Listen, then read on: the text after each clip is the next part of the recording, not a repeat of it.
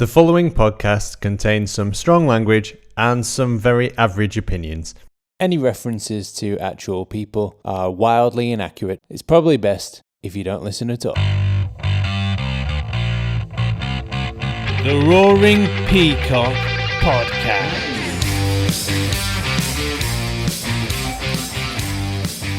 Welcome back to the Roaring Peacock main cast. The week began with Charlie Creswell and Pascal Strouk putting pen to paper on new contracts. Pascal can now cancel that offer of the starring role in an updated version of An American Werewolf in London, with Charlie saying he's over the moon. It's a testament to the current ownership that Leeds Fans Utd has been, in the main, momentarily forgotten. But this week, 5 years on from their founding, the group are offering a loss to investors who can collect 90% of their investment if they wish. It's understandable. The Chileno era took at least 10% out of most of us. In a further twist to 2020, Leeds announced a partnership with Jay-Z, and I have only one thing to say about this. Lads, hit the music. We were down in League One, now we're in the Premier, every day and everywhere, matching on together. Cursing David Ellery, line up for Grealish, took it to the Peacock, sipping on a Tetley. Is that Colin Wanker? Flicking through Pornhub, maybe Patrick Bamford, should have got more love. Check out Victor Orta, looking through binoculars, at Fat Rooney, hiring up the Derby. No, I need autotune, his career is over soon, but that's just karma for shitting in our changing room. And what the fuck is VAR? And who the fuck is Cantona? And what do we think of shit? Wank, wank, wank. Shout out to Slunglow, running that food round. All elves repping for more than a pound. Tattoo 3313, I could tip a referee. Tell me about my attitude, that my heart's definitely in Beeston. Bielsa ball is what dreams are made of. There's nothing he can't do. Now you're in Beeston. You'll get a pie and a brew. This team will inspire you. Now you're in Beeston, Beeston, Beeston. It's our Christmas single, available on iTunes December the 20th. It's a no from me. Thanks, Simon. Leeds drew at home to Arsenal in a game where the framework won man of the match. Our fate was sealed when Arsenal went down to 10 men. The only honourable thing to do was give them a point. Koch claimed the team had tried everything to score. We beg to differ.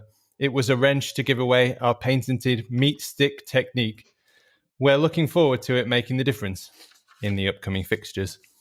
The under-23s, fielding a side which included at times Rodrigo, Poveda, Roberts and Costa, clawed back from 1-0 behind to win 2-1 and move level on points at the top of the Premier League 2 Division 2. And in non-Leeds related news, Jack Grealish was caught driving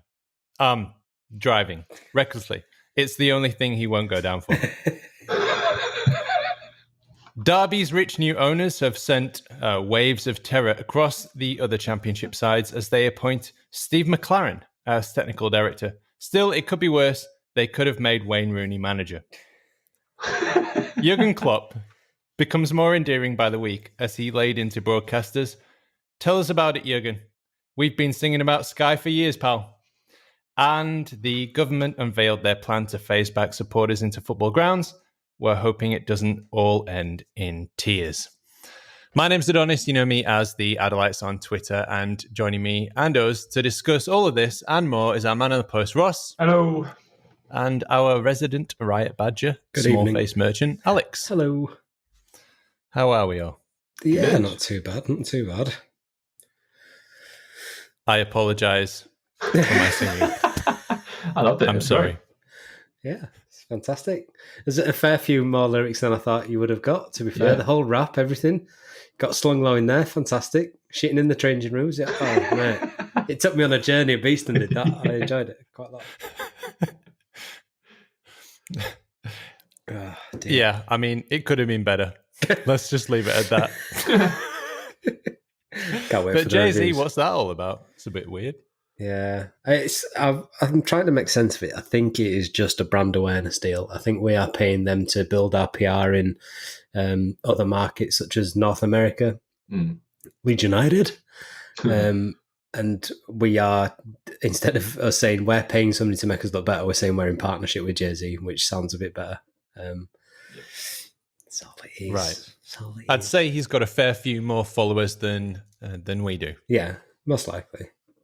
Yeah. Most likely. But can you imagine getting into debates with American fans who've never heard of the brand? It's like, oh, I subscribe to Tidal, big Jay-Z fan, and who's this Leeds United? Patrick Bamford. Go Leeds soccer team. You're my favourite. I am sorry to all of the listeners in the US. It's our second biggest audience, to be fair. So we should probably stop taking the piss out of them. Maybe they were here for the Trump jokes. Yeah. Come for Jay-Z, stay for Leeds United. Stay for Patrick Bamford. Stay for your meat sticks. But I mean, there was some talk of Alioski going to Eurovision, so I'm quite excited to hear the Jay-Z Alioski duet, Christmas number 1. He does look like a Eurovision contestant. Yeah, imagine the chaos he could cause across the Eurovision Song Contest. Imagine him on top of the pops. Brilliant. Climbing the walls, taking his shirt off and swinging it round. Christmas top of the pops. Just hearing him scream over the mime track. Right, so Ross, didn't see you. I didn't see you either, Alex, on the match review. So how did you find that Arsenal game? Frustrating. I didn't see us winning it at all. Like, we had all the chances, and it was just like, oh yeah, you're going to hit the post again. And I had 10 quid on Rafinha to score and Leeds to win. And when he hit the crossbar, I threw my glasses across the room like a very well-adjusted adult. And then went, I need them to see. So crawled along the carpet, picked them back up, put them back on, and continued watching the game. So I probably want good value for the post-match anyway. So I thought that we played incredibly well, and we were just unlucky. Like, we never play well against 10 men. I don't think it's something we actually practice, maybe, because it'd be a weird thing to practice. But no, I was saying at the time, like, it used to be that, oh, they're down to 10 men, we'll definitely win now. And now it's, oh, they're down to 10 men, they're going to stack everybody behind the ball, we're never going to win this. So we don't score from corners and we don't beat 10 men. It's a good job we're good at other things, isn't it? Because we're pretty screwed up otherwise. That ends my audition for All Stats, aren't we?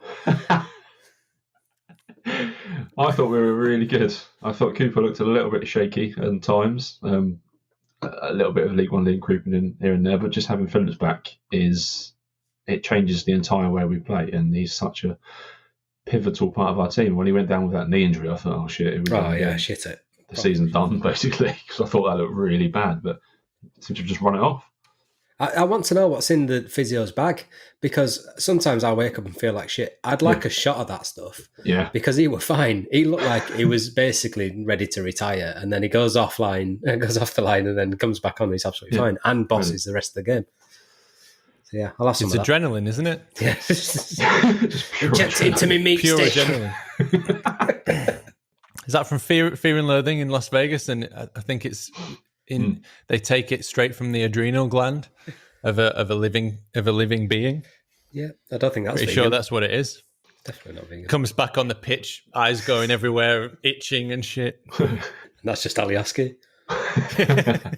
He had an interesting game, didn't he? He was up and down that wing and in people's faces doing Alioski things. Yeah, literally in people's faces. I mean, he's the biggest shithouse in here. I love him. He's brilliant. My mates said in my Man on the Post group chat, they said, has Alioski made a meal of that? I said, well, he has, but Pepe's been stupid to pick on the one man that he really shouldn't do in that Leeds team. You should know what Alioski's like by now. Like, he should have been given a heads up about what would happen if you get near him and how he's going to wind you up throughout the game. I think most of this Leeds team don't like him too much. Yeah. People aren't used to it, are they? I mean, imagine if you walked out of your house, so you've woken up, right? You've got dressed, you close the front door, you're off to work. You turn around, there's Alioski in your face. Trying to hold your hand and screaming at you. just making like raptor noises. That's what a raptor sounds He's like. following you around all day, all fucking day. How long? How long does it take before you headbutt him? Yeah, not long. I mean, 51 minutes probably. Yeah, I think he's done well to last that long, Pepe. To be fair, Made it the second I know half. plenty of people who would have twatted him far sooner. I quite liked him starting at left back, given the kind of new look midfield almost, with Rafinha starting on the right and Harrison and Dallas kind of interchanging on the left.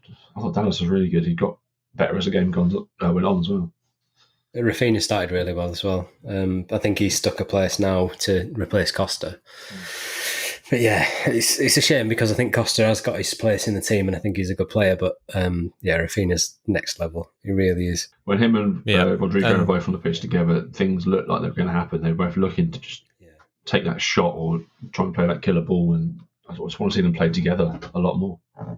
Exactly what I was going to say. I mean, there were very few players on our team who you could pick out to say they had a bad game. Yeah. I'd say Koch wasn't great with his passes. A lot seemed to go astray. I don't know the percentage, but it's never that low because, being at the back, he's always just playing these horizontal passes to Phillips and Cooper. Yeah. So that increases his pass success rate, which is another stat that I don't particularly think is particularly useful. No. But apart from that, I think everybody pretty much played well. On another day, I said it on the match review, we'd have won by 20 goals.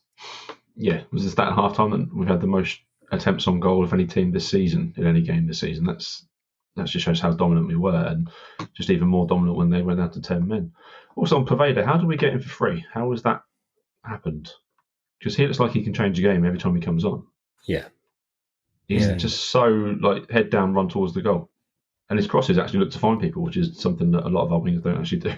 I mean, have we made Arsenal look bad, or have Arsenal made us look incredible? I think Arsenal are terrible. Know. Yeah. Right? But how did that happen? I think Arteta's getting away with it because of Ollie's at the wheel and he's making them look so shit that he's kind of sneaking under the radar. But Arsenal look like a team that are in transition between not being a top 10 team and not kind of struggling at the bottom of the table. They're just lost, I think. There's no drive at all from them to even score a goal. They had that one break, didn't they, where Meslier saved the one-on-one. That was it. He did well there as well. Yeah. Really well. Yeah. They're shit, aren't they? But what happened? I mean, they won the FA Cup. They did all right. They're in the Europa League, so they must not have done too bad last season. I don't know. I just don't understand what's happened to them. They're not the same team. I thought they were good. I thought they were big six. For 15 years, so they were great last time I saw them play regularly. Now they're just awful. Okay. Jurgen Klopp has complained again. Justified? Interesting to talk about? No? Move on? Okay, great. What's he complained about? Yeah, what's his complaint? I've not seen this. You've not seen it? No. He said that if they are forced to play Wednesday to Saturday for the rest of the season, they won't be able to field 11 players by the end. If only they had a youth system that had about 400 players in it that they could call up. They'd be fucked in the Championship. Right? Jesus. Exactly.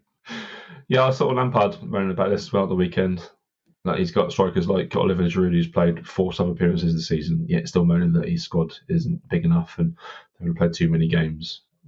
You've taken the TV company's money, you've taken the Premier League money and all this money, you've got to play the games. It's as simple as that. You can't have it both ways.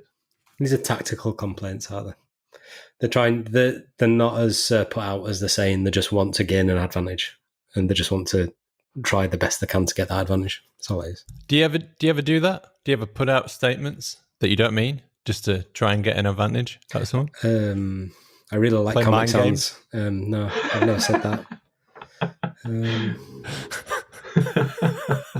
I really want to stop my subscription with Virgin Media. I don't like your broadband. It's too slow. 20% off. Yeah, I'll take that, please. Thank you. Yeah, I've definitely put statements out to get what I want. Doesn't it just make you love Bielsa even more, because he never says anything about like this, does he? He just goes about his business and just gets on with it. And if we have to play kids, we play kids. It's football. It's what happens. Yeah. He doesn't mention anything he can't control, does he? It's always up to the authorities. He's a next level of human being, isn't he? I mean, that sounds a bit like a bit of an overstatement, but he is like he's on a different sort of level. He's quite pure in his opinions of football. So if it's the rule, it's a rule. Like the whole thing with Spygate is, he didn't realise it was a rule. It wasn't a rule. He didn't realise that it offended people. So he apologized. Well, he didn't apologise for it. He admitted that he did it and then paid the fine and went, okay, cool. We won't do it again. Like, whereas everybody else will be stating the case, and it's like, oh, how I'm not guilty, and in my country we do this, and there was no press conference like that. There was a press conference where he basically listed out everybody's tactics for the rest of the season. So yeah, I'm not sure I would have done that. No, I don't think so. No, it's just the big clubs can just shut the fuck up. Liverpool have got 7 first-team strikers, 13 first-team midfielders, and 12 first-team defenders, and 4 first-team goalkeepers.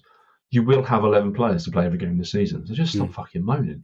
Yeah. Okay. So Jurgen, good point about the broadcasters. As we all know, Yes. some of them are fucking shit. But rein it in a bit, mate.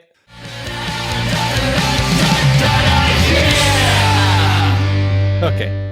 The government unveiled their plan to bring back supporters. I don't think that's going to affect Leeds, is it? No, because we're going to be 3. We're going to put in tier 3. Yeah. Because we're north of Watford, and they can't separate out cities, so we are lumped in. I think somebody will correct me if I'm wrong. I think we're lumped in with Yorkshire, the Humber, and the North East. Yeah, but just that small section of the country, the entire north, and it's not like there's a disparity in infection rates across, even between Leeds and Wakefield and Bradford. I mean, Leeds, the R rate is well below, well, not well below, but it is below 1. Infection rates are dropping. How we're put into tier 3 is unreal. Don't get it. As if the biggest county in the country wasn't enough. Yeah. They had to make the area bigger. Yeah, that's it. Exactly.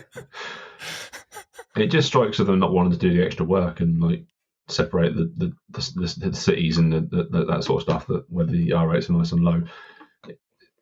South's fine. North, no, you can kind of it. The Tories not wanting to do something. The Tories disrespecting the Crazy North, surely not. No. I mean, I live in the South. Ross, come on. Sorry. You can just imagine Boris like, you can still have your coal and things that you normally have. You just have to stay home. That's all you need to do. Whiff laugh. Letterboxes. Right then, Jack Grealish.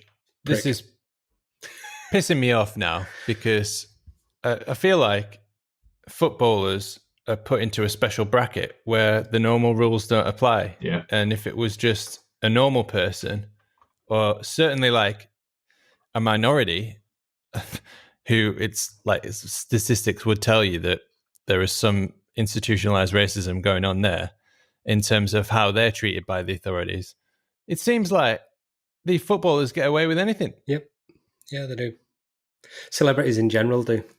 If you're in the public eye, you seem to get the benefit of the doubt because the media have skewed the case against you so that you can't go to court because there's been too much reported in the media about the arrest, blah, blah, blah, blah, blah, not got a case dropped. You're busting Ross here. This is his whole reason for trying to be on this podcast, to become a celebrity figure so he can get away with all the things he's already done. Look at him. I'm busted. Sorry. Guilty as fuck. God damn it. I would have gotten away with it if it wasn't for that guy badger. But yeah. Damn you, Grealish. If any of us would have done what he's done, we would have lost our licence at the very least. He's already got 6 points on his licence for a speeding offence. But yeah, why hasn't he? Why hasn't he immediately lost his licence without those 6 points as well? It's ridiculous. Because he needs it to work, probably. Lock him up. Because he'll be attacked by Birmingham fans on his way to it.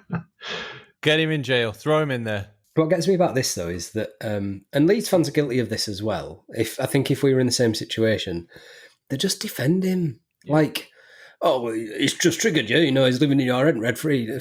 No, come on. He's actually broken the law. Like, can you not be objective about a player just because he plays for your team? We see the same stuff with Kiko. We don't have to go over that. But it's that whole tribalistic thing of not finding fault. And in politics as well.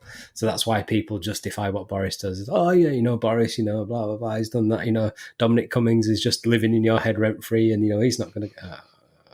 Fuck off. I give up.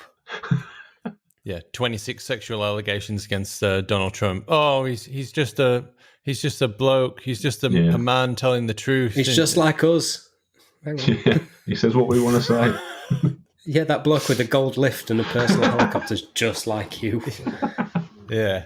On Grealish as well, the football world needs to calm the fuck down. Football Weekly were mentioning him. He's playing his way into being part of the World 11 right now as well. I mean, has he done that much? No, I don't think so.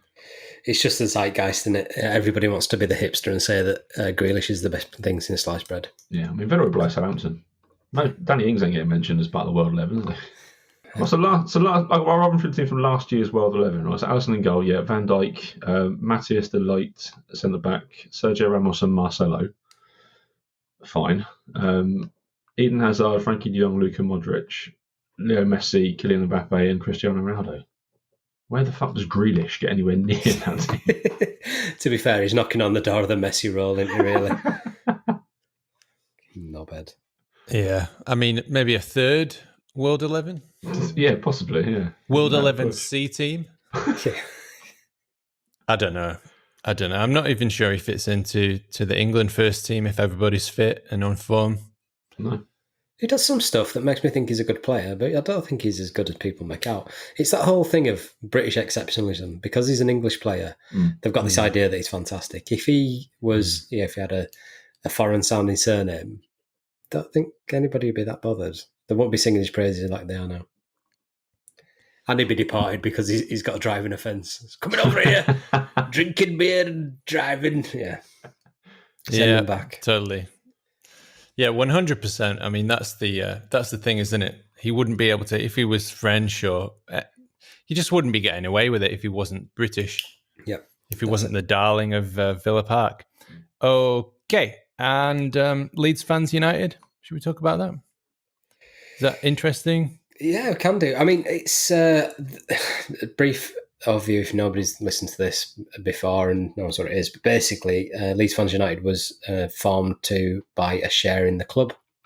It was back in the Chileno era, and we all tried to put money in to try and buy a share in the club. And the minimum that you could put in was £100, so not a lot of, not a small amount of money, especially now in COVID times. And we were offered, as a community, a share in the club by Chileno. And it all went into overdrive, and we tried to buy it. And then he went, no, I don't sell it to the club. And he didn't sell it to us. So then this kind of pot of money just stayed there. And the whole idea was to buy a share in the club. Rajazani came in, and then it kind of was a stable ownership. It's like, do we really need fan ownership now? Do we need a fan on the board to, what value does this do? So it kind of has drug on. We were all given an opportunity to take our money back out, minus 10%. Which had a certain expiry period on it. I missed it. And then they've given us a second one now to pull out. So I've submitted my form today because 90 quid would be very useful for me to right now. Yeah. So because their idea was, and I don't want to reveal too much of the plan, but it was instead of buying a stake in the club that they were going to put it into a tangible improvement in the club facilities. And then the name would be put towards that. But I don't think that's not what I invested for. I invested to buy the club. I wanted my 100 quid to deem that I was in the boardroom when we played Man United when we got promoted. Slight delusions of grandeur, I think. But yeah, so that's where we're at the moment. So they're giving us another chance. We've got until the 4th of January. Got to fill the form in, which asks for your inside leg, what kind of mood you were in when you bought the shares, what shampoo we were using at the time. And once you've gathered that information, send it off, and they should get us a refund. I don't know how I get it, but I will keep you informed. Probably post orders.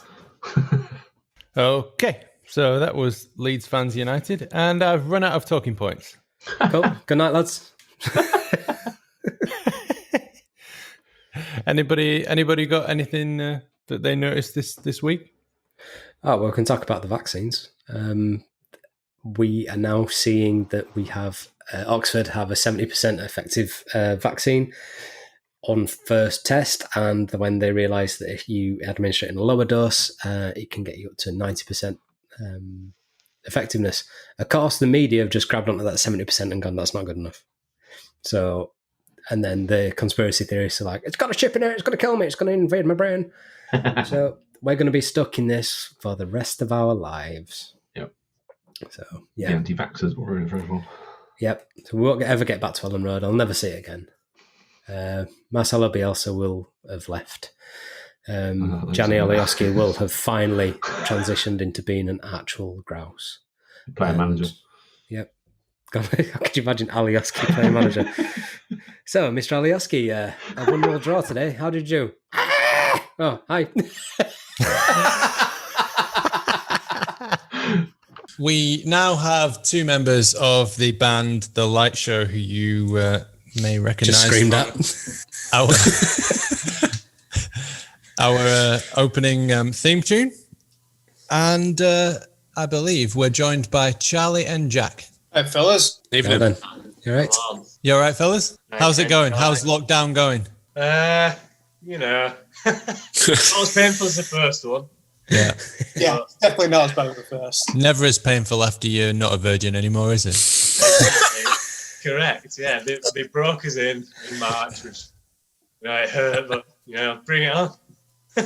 But normally with that, you want to do it again. I don't want to do this a second time. I think my lockdown hymen grew back. Yeah. So I don't really fancy it this second time. There is something about that closing up after 6 months, isn't there? Well, I'll tell you if you want. Do you want me to? I don't know how deep we should get into this, though. How deep is your hymen? You got to put the image together for the podcast. So this can go as deep into this as you want. Okay, and what's it like being in a band during lockdown? Are you? Can you rehearse together? What's the go with that? No, not really. No. Not legally. Nice.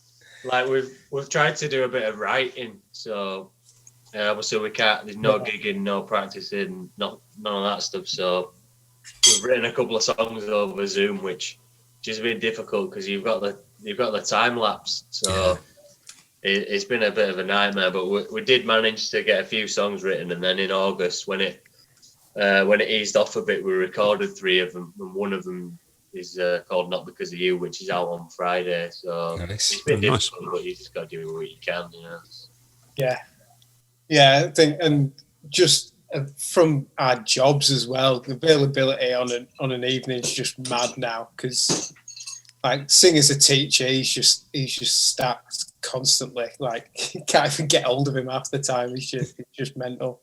He's like that normally, though. To be fair, he is like that normally. Yeah, that's not a symptom of the lockdown.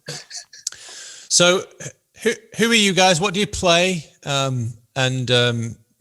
long you been in the band? Tell us about it. I guess a lot of people wouldn't know your personal, private details. You can also give your credit card numbers and maiden names. Inside leg, you might get a refund from LFU. Yeah. Might get signed up by Bielsa. I'll let you go first. You're the oldest.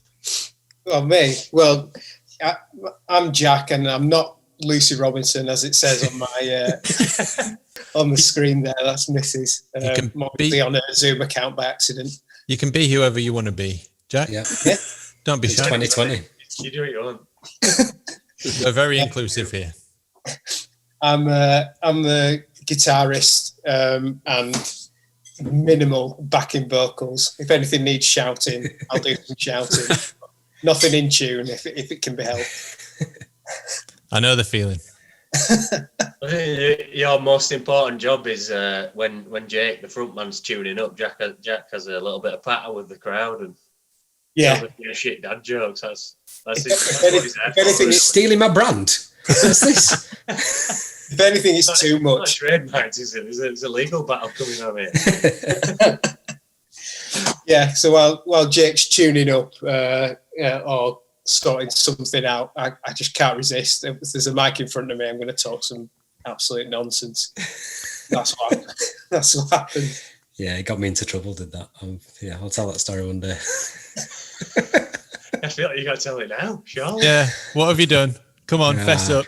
Really briefly. So we were playing Newcastle, and it was the day that John Peel had died. So we got to the section of the set, and it was probably a similar thing. Like the singer was sorting something out, and there was a mic in front of me. So I'm like, hi. So I said, all right, we all lost somebody. The music scene lost somebody really important today. So John Peel, and got a little rip of applause. So I said, I'd like to dedicate this next song to John. Something close to him. It's called "Praying for a Heart Attack." Oh, yeah. Amazing. And instantly felt like an absolute dick. But the opportunity was just there to do it. And that's why I no longer play live. Yeah. Did you get? How was the reaction to that? Did you get booed off? Oh, we got a review. The review was fantastic. Probably similar to the podcast sort of reviews. Enjoyed the band, enjoyed the show, but the reference to John Peel was crass and heartless. A lot of time passed now, though. I think you can get away with it. That's better than the first review mine Charlie's band first ever had. Okay, what was it? It was a few years ago, and it was like started with some rocking, romping beats, but soon became a bland echo of the 80s. Oh yeah. Oh, God. That's a different band. It was a different band. Yeah, I'm going to say I don't get that with you guys. Yeah, I'm the drummer. You're the weird one then. I'm the weird. You know what? The weird one. I'm not going to deny that, but usually drummers are the unreliable ones, and in this band it's kind of the other way around, isn't it? Like me and you are fairly reliable, and Jake, the singer's turns up late all the time. And well, I'd at least expect the drummer to be on time. Wait, there it is.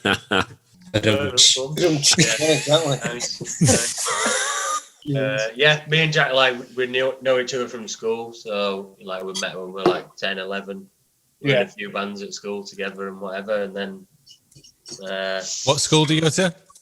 Woodhouse in Leeds. Woodhouse? Yep. Yeah. Do you know it? My mum's from that area, actually. My mum's side of the family was from Woodhouse. Nice. What classes did you have? A few of them, weren't we? Jack was always down near the bottom in the bottom set, weren't you, Jack? So. Oh, whatever.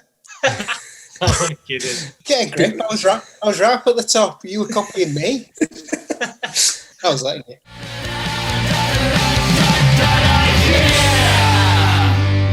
So go on then. Who out of the band is the one that goes missing at loadout? Who doesn't carry shit? There's always one. Jake's a good talker, isn't he? Yeah. He can get caught up in a conversation. If he meets someone who met for a minute before, we'll have a good chat with him. As soon as anything needs carrying, a singer will always find somebody to talk to. I don't think it's an avoidance thing. I just think he can't not have a chat with somebody he knows. Oh, you're being nice, but it is. It definitely is. Oh, guys, have you brought it all in? Oh, sorry. Every time we're loading out, every gig, I'd say to myself, like, why the fuck did I decide to play the drums? Play drums. Hell, what a massive error that was. Yeah. I sometimes wish I'd have done violin or like flute or something, that fits in the case. Harmonica. So we've been in a few bands together, and then when did Light Show get together? 2017. 2017. There's this thing called joinmyband.com, and it's a bit like Tinder for bands. So me and Jack needed a front man and a bass player, and we found them through there. So nice.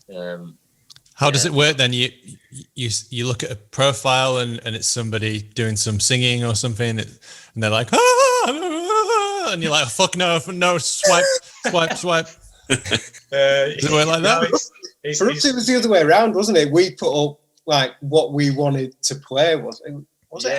Basically, it's that kind of thing, isn't it? What your interests are and like what kind of music you wanted to play. And so we found Jake, and then he turned up, didn't he, and played a song called Shotgun to us, which is the first song we ended up recording. I think we picked a song to, like, a good thing to do is play covers on your first practice together. So we picked Supersonic by Oasis, and he picked Dancing Shoes by Arctic Monkeys. So we played them two, and then he played us. It was just sound on it from the off. Yeah, just fit really well with what kind of thing we wanted to do. We pretty much got that song nailed in the first practice, and then from there we were basically doing a song of practice from that point. Yeah.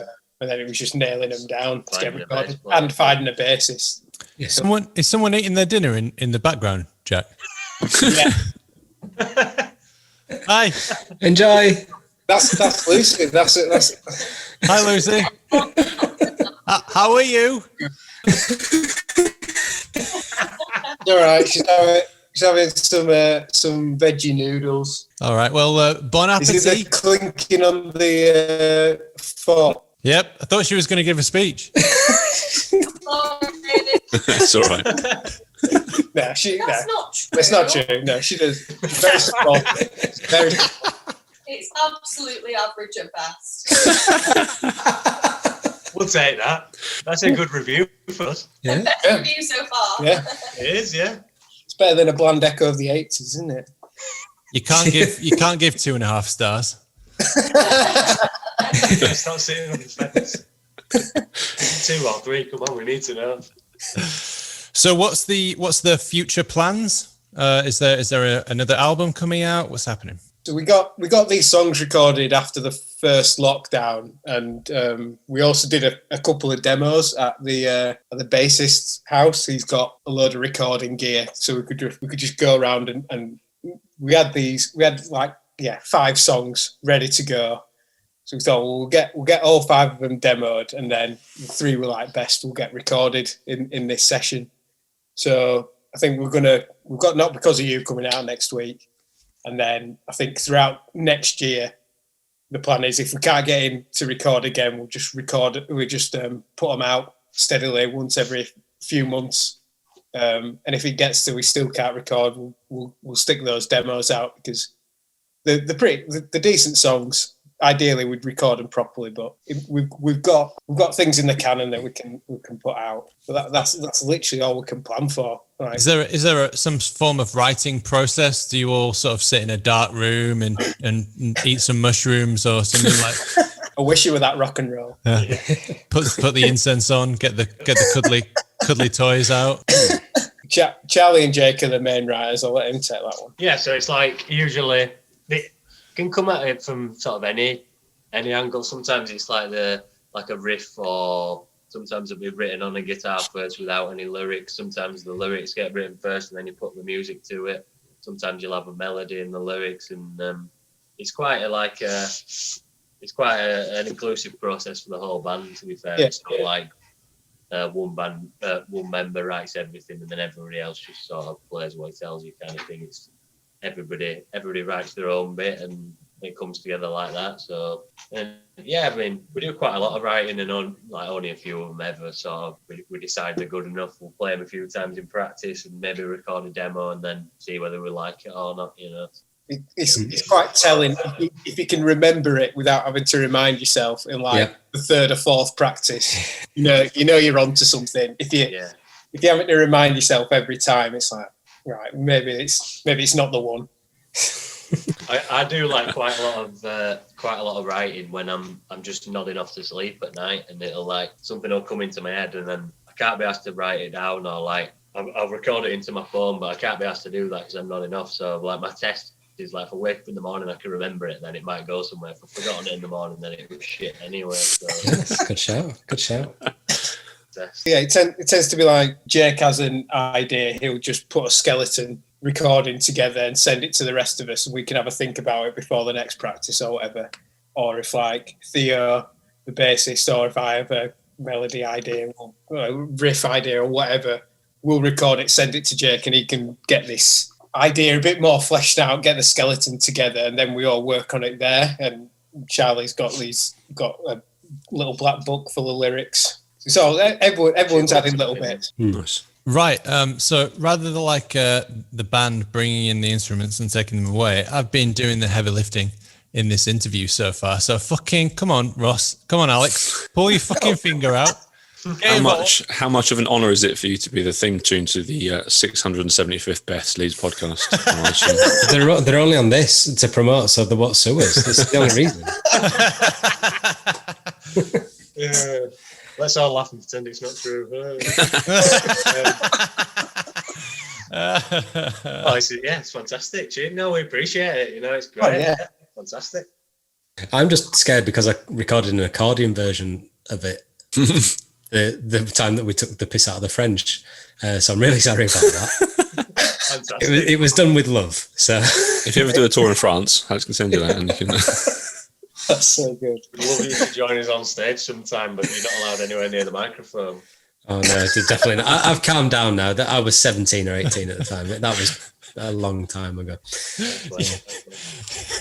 You're like stepping up to the microphone after all these years, and in your head you say, "Don't say it, don't say it, don't say it, don't say it." You get up there and you're like, "John Beale, up!" Has anybody else still got one of these?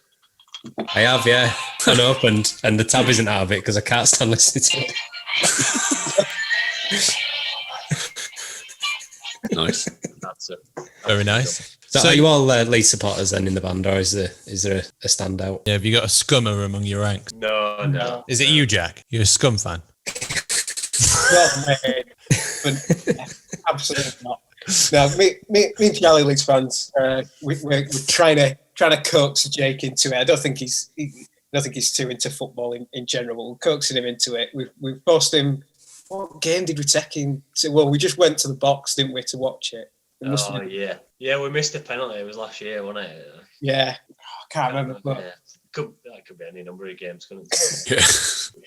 We missed a penalty late on, like fucking 10 minutes to go or something. Sounds about right. Yeah. I mean, it does. when we get penalties, we usually miss them. So Yeah. I can't remember, but he enjoyed it. I think he'd be going to. He had a lovely day out.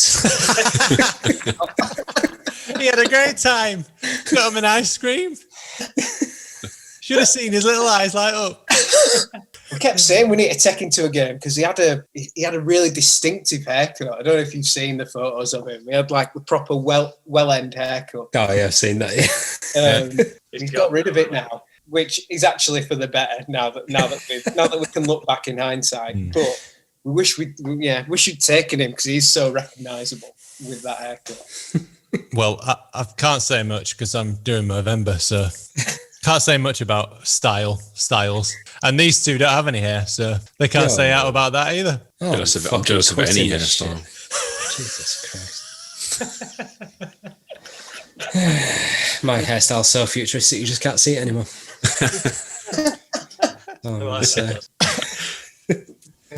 All right, so where can people find you? I guess is the question. Yeah. What's your MySpace address, lads? Yeah. Yes, gentlemen. Your MySpace, please. Yeah, MySpace. What was it? What was it? Bebo? That was another good one, wasn't it? All the usual places. Spotify, Apple Music, SoundCloud, YouTube. Check out that haircut on Jake. His old haircut. Should mention Theo as well. I don't think he's got a mention yet, has he? Our bass player's called Theo. I don't know. Oh, bless him. Yeah, that's when we record all our demos. I think. Yeah, you did. Yeah. In terms of football, didn't he work at Burnley Football Club for a bit? He might have Burnley? done, Yeah. He They live out in Todmorden, out that way. What did he do to deserve that? What crime did he commit? God knows. Well, it's generally easy to forget about bass players, isn't it? So worry about that. Sorry about that, Theo. He's the best one in the band, to be fair. Yeah, He's definitely the most talented. He can play all our instruments better than us. Yeah, because he does backing as well, doesn't he? It's quite a tuned backing vocal, which is always good from a bassist. Yeah. To play single notes and to sing well is a good challenge. So yeah, he's a talented guy. He is fair play to him. Makes look bad, doesn't he? He's always playing. So like in a bit of downtime time in practice, he's always on his bit, like just playing something. The two favourites are the Seinfeld theme tune. Nice.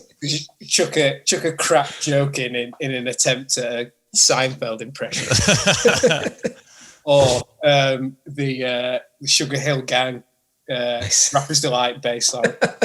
Nice. Is amazing. I used to just play the theme from Brokeback Mountain when anything tenuously homoerotic was mentioned. Fantastic. And your new single is? It's called Not Because of You. We recorded it in August when we were allowed to all meet each other, and it's an indie banger. Nice one. Friday.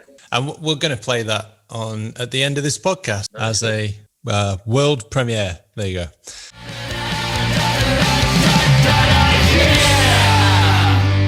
That was one of our heckles once in York, wasn't it? You've just played that one. That's the best heckle we've had, isn't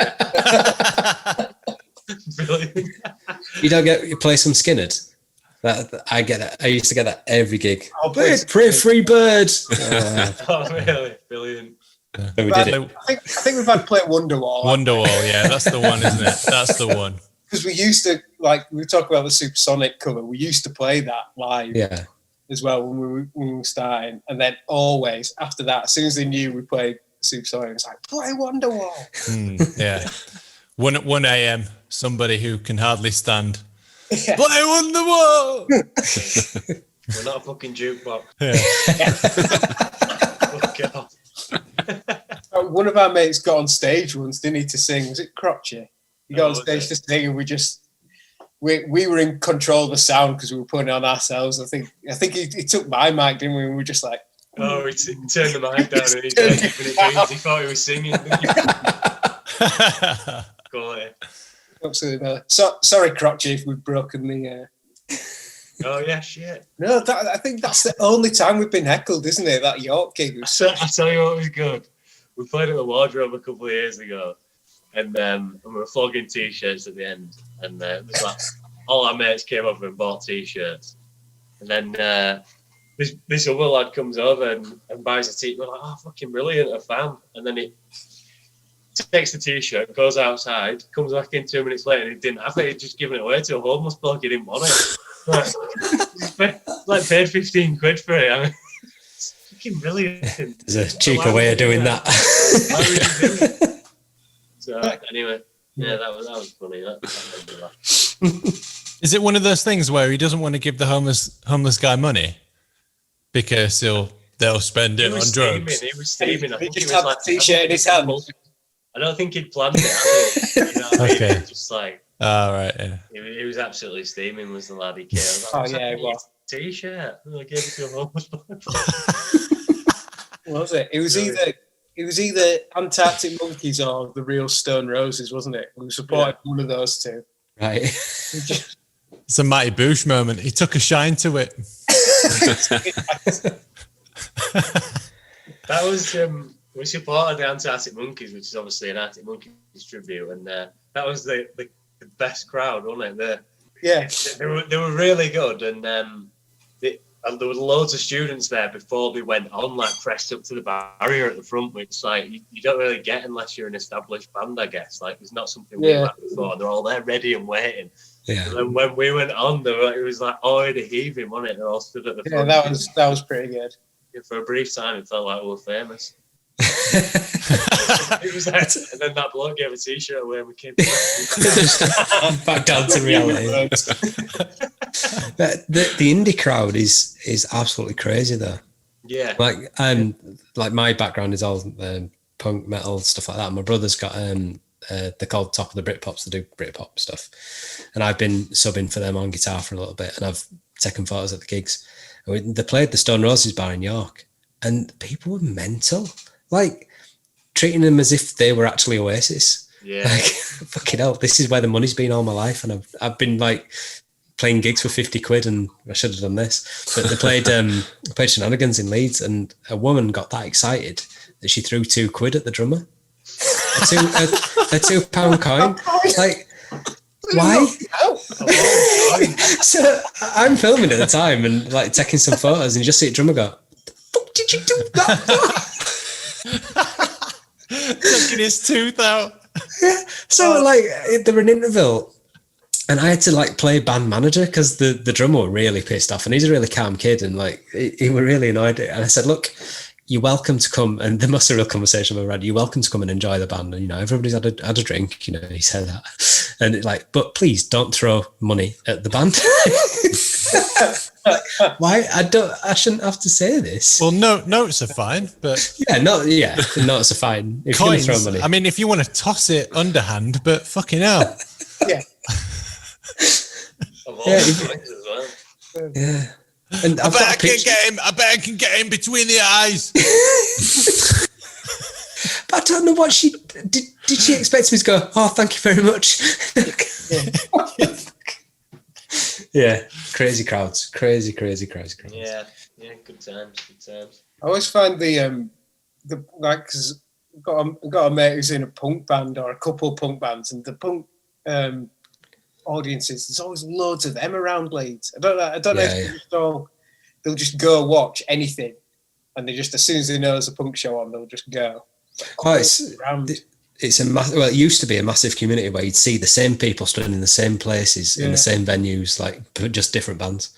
Yeah. So really good in that way, supporting, but the real hipster element of it, it's like, oh, well, you know, this isn't very DIY because you've got a promoter. And it's like, you're getting paid. That's not very DIY. It's like, oh, you got a recording contract? No, that's not very DIY. I don't want to listen to you anymore. So if you weren't like properly DIY and living off lentils, they didn't want to know. Yeah, enough lentils. A bit weird that. Oh, you can play your instruments. No, that's not very DIY. Yeah, pretty much. Yeah. Oh, you're actually making good music. No, fuck you. Yeah. Call yourself punk. Fuck off. That's not very punk, is it? And like our merch stand just used to be full of like one t-shirt, one vinyl, and then loads of stuff from Peter and like loads of bumf about being a vegan. Wasn't for me. And I actually ended up leaving the band because of that, because we did this whole interview and it's like they never interviewed you about the music, because I wanted to just talk about guitars and amps and like what we'd written and like, so what do you think about animal rights? So the singer turned on and goes, well, Alex doesn't care about animals because he's a meat eater. I was like, first question, first answer. I'm like, oh.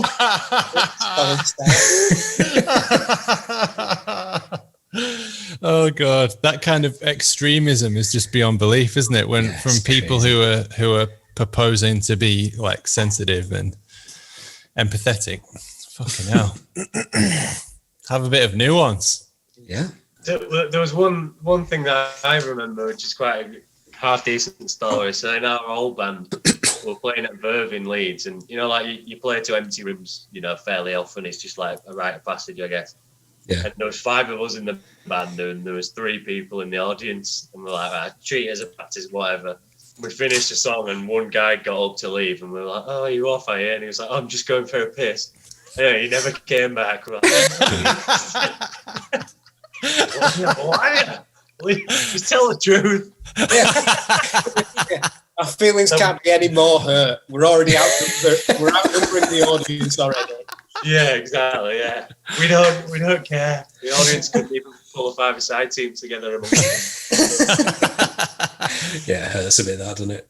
I mean, that's mostly marketing, isn't it? Yeah, listen, it is. Okay, so Jack and Charlie from the Light Show, thank you very much for joining us. Yes, thanks for having us. No worries, cheers for having us. Nice one, and it's a very good bye from them. Thanks, guys. Cheers, guys. Cheers, guys, bye. Here it is then, the brand new single from The Light Show, Not Because of You. I've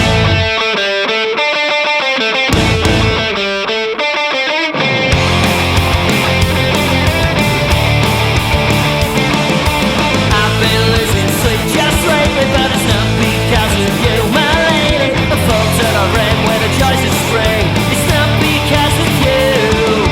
I was keeping score, but maybe you make me think that I am crazy. I thought that I ran where the choice is free. It's not because of you. You're talking down around my heartstrings. It's real. You don't have to wait. It's real. But those who wait don't get the good things. Each time you laugh, it's going nowhere. I've been so excited lately. It's not because of you. I fall to the top, but my heart won't stop. It's all been down to me.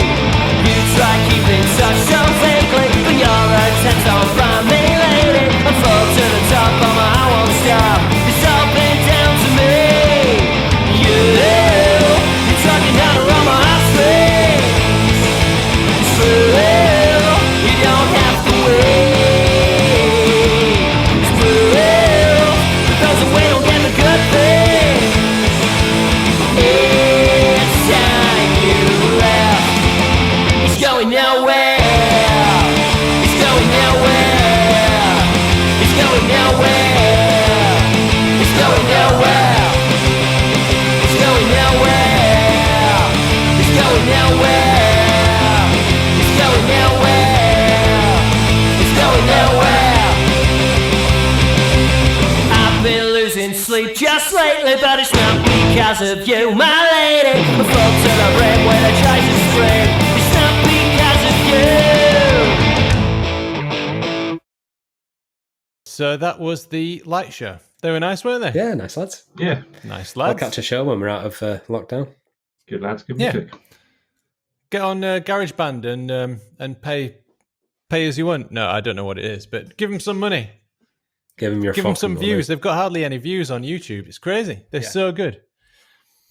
Well, that was your Roaring Peacock main cast. So we listened to the Light Show's latest single. So we all enjoyed that. Very good. Well done, lads, and keep that up. We should also mention that we are raising money to add a Christmas present to the last food parcel delivery of the year from the guys at Slung Low. So you can find all that information at All Elves Aren't We. So it's a very goodbye from me. You can catch me at the Adelites on Twitter, and it's a very goodbye from Ross. Goodbye. At Ross1994, if you didn't get it. There you go. Yeah, there you go. Jump onto Twitter and follow Ross. Do it now. And at Riot Badger, Alex. Very goodbye from him. Laters. Most of our stats come from LUFC Stats or LUFC Data on Twitter. You should probably give them a follow as they're more interesting than us. A very special thanks to Adam Elliot, Adam Warner, Barney Stuart Cookie, Ewan and Howard Metcalf, Josh Pearson, Laura, Leon and Rob, The Light Show, and all our family and friends. So many games to play, don't care what's on your mind.